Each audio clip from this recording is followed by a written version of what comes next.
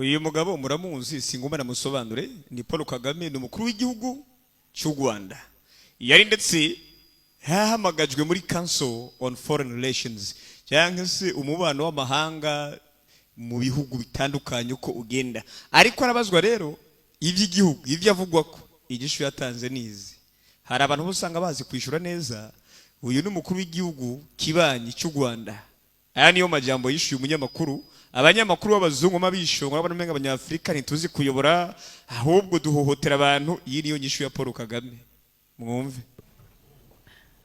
You've spoken a lot about democracy. Wavuze byinshi kuvirekana demokarasi cyangwa se intwaro rusangi cyangwa se demokarasi. And I would just like to point to the accusations of human rights abuses. Ariko nanjye burya nkeneye gutunga urutoki kukuntu mukomenye ndetse kurenga ku mategeko agomba ndetse kugenga ikiremwe muntu cyangwa se yamabwirizwa yashinzwe agomba kuvugira agateka kaze na muntu bakomeje kuvuga ko mwebwe muyabangamira iyo mu Rwanda bigenda bite rero in terms of the elimination of your political opponents. Bakavuga ndetse yuko mubangamira ayo mategeko cyangwa se muhonyanga amategeko agenga agateka kaze na muntu biciye hanini mu guse cyangwa se mu kwica abantu babagwanya muri leta or the oppression of the press and cyangwa amategeko agenga ndetse ukwisanzura kw'abanyamakuru mukayarengana yo. Just like to hear your comments. Ariko nkeneye kumva amajambo ugiye kumbwira ko ayo majambo nyine ukomeje kuhagirizwa kugenda ukura mu kayira abantu bose bugiye bakugwanya mu vya politiki ngira kandi ugatuma itangazamakuru ridahabwa ubwigenge rikwiye. Nkeneye kumva ivyo wagirizwa kuhonyanga agateka kaze na muntu kwa rukuri Towards that. Numve ko haraho bihuri. Umuntu w'umugabo I would like to hear your comments. Urahamye ngo ukeneye kumva icyo ngomba kuvuga muri ibyo bintu banyagiriza Because for me it's like ko kuri giye bisa no kuvuga uti ukunda bitwenga binyega ati ukeneye kumva icyo mvuga yego wambwiye uti barakwagiriza kenshi ngo uhonyanga ate akaze na muntu sinzi biki mu Rwanda ariko ugacumbwira ngo ukeneye kumva icyo mvuga ukuri giye bimeze nko kuvuga uti you know it's difficult biranagoye buye to accuse me of anything and then say prove yourself innocent. Urabona bisaho kunyagiriza ikintu cyayo cyose ndetse ukakinyagiriza ugacumbwira ati nakwagirije yari ibyaha igaragaze kuri inzira karengane kurengana ko bakubeshera muri makuri civilian uri kwagiriza umukuru w'igihugu ati twakwagirije rero burya murahonyanga gate y'akazi na muntu none rero twamaze kubikwagiriza igaragaze rero kuri inzira karengane ndi kuri kurambwira abamugore. I think I want to turn it to you and say prove me guilty. Ahubwo nanje reka nkugarukane ico kibazo noneho nkubwire nti wowe ubwawe rero garagaza ko ico cyaha kimpama. Warambwiye ngo banyagiriza gonya gate y'akazi na muntu sinzi iki niki nkica abanyapolitike bangwanya itangazamakuru sinari uburenganzira bwaryo ugacubwira ukeneye kumva icyo ngomba kuvuga usa n'uri kumbwira uti ahubwo wewe garagaza ko bakubeshera urumva ubushize muri sentare reka renda bihindure nawe garagaza ko icyaha kimpama nta mikino.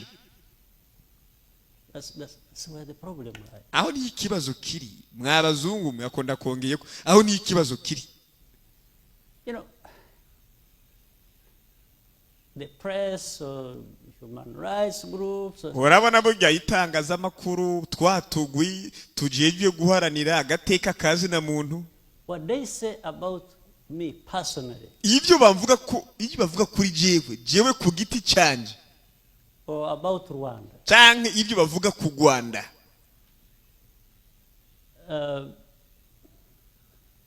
when you are in Rwanda iyo uri mu Rwanda rero and are dealing with these decent human beings also in Rwanda ukaba ndetse uri kurakora n'ibi biremwa mu Rwanda nyene and they tell you their own stories bakubwira amateka yabo rero inkuru zabo z'ukuri pana ibinyoma byanyu you won't trace even 0.001% nta nubwo ukurikirana ubusa virigire ubusa igice rimwe mu byo muri ko muravuga mengo turahotira ikindi bikibo babwira bitandukanye nibo by'iwanyu mwibwira ko muzi ukuri mutaranagerayo.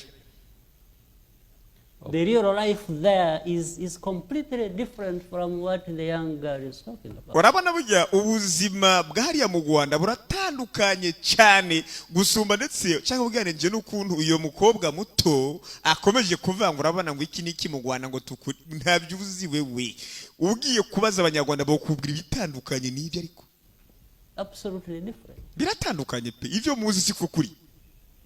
But people will stay here, will be here in the US and Abana bazogoma ngaha anje bahagume gusa bumve muri Amerika canke iki. they've never even been to Rwanda. Ugasanga bari kuvuga utujambo batwiyahuza ntibaranaja mu Rwanda n'umunsi w'ubusa.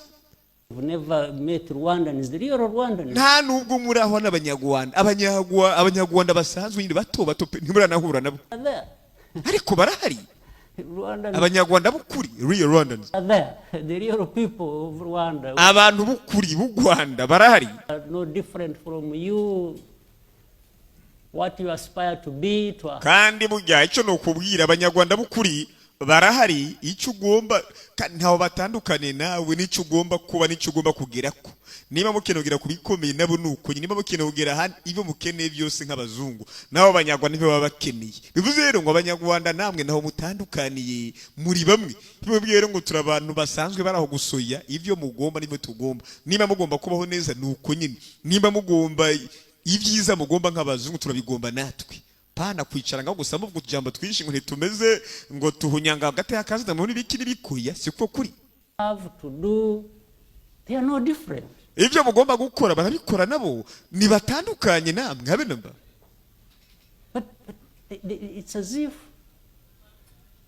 Rwandans, Rwanda is treated like a botanical garden where you just go and Mwe mugomba gufata abanyarwanda nko mengo bameze nk'akarima nyene k'amashugwe aho fa gufata gusa ngugiye gupompa amazi ndani uvomere gusa nkaho mengo nta kindi bokora. flowers and Nkaho mengo ugiye kuvomera amashugwe ufata abanyarwanda nkaho mengo na karima k'amashugwe mujya kuvomera indani gusa mu murima w'amashugwe nyene. Oya.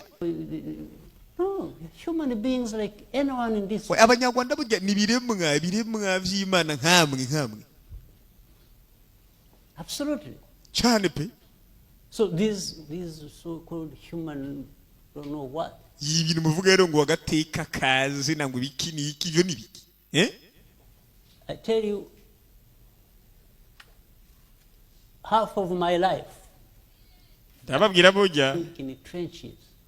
igice cy'ubuzima bwanje nakimaze mbaho mu buvumo mahandagi niko uyu mugabo ari kuvuga.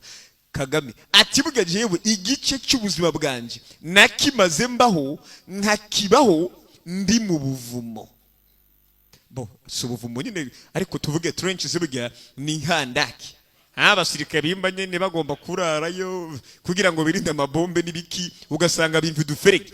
Nico hafi igice cy'ubuzima bwanje namaze ndakiba ndetse mu mahandagi. Jewe Not sure of living to the next day.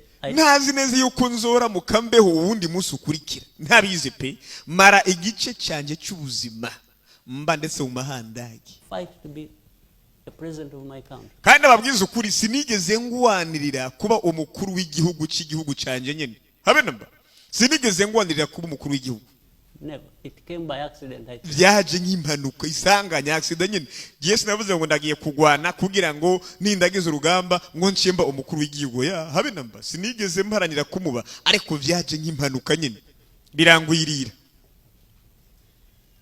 So I was fighting for my own rights, Bivuze ngo nariko ndagwanirira uburenganzira bwanje bwite which anyone in any human rights organization could not give me. kandi nkomeza kugwanirira uburenganzira bwanje aho hari utugwi twinshi tuharanira ngo hagati y'akazi na muntu n'uburenganzira bw'abantu. Utwo tugwi twose nta na kamwe kigeze kamfasha kugwana urwo rugamba nta nubwo bigeze baza ngo barangwanirire.